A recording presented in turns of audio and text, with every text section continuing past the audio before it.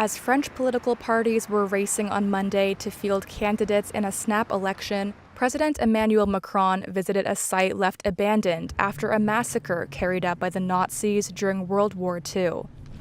There, Macron and his German counterpart vowed to continue reconciliation efforts between France and Germany.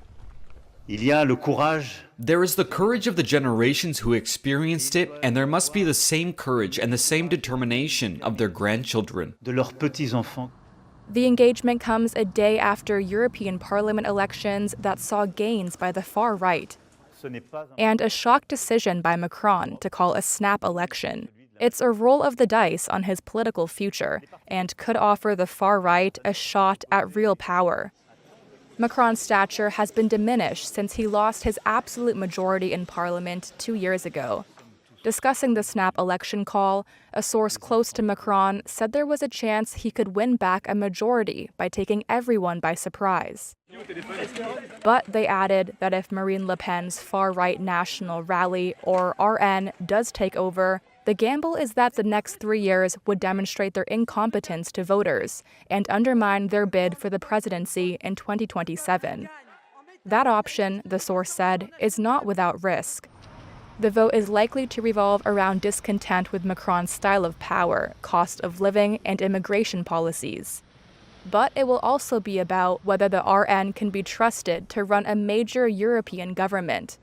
Here's her vice president and the mayor of Perpignan, Louis Alliou.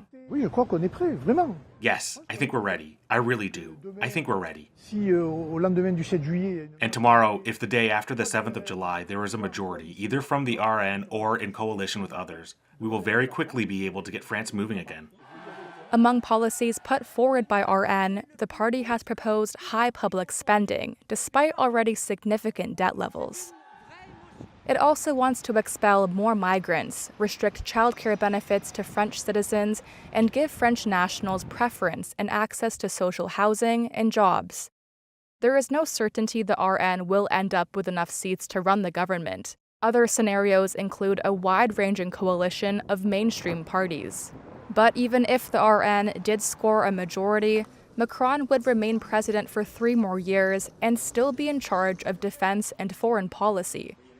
He would, however, lose the power to set the domestic agenda.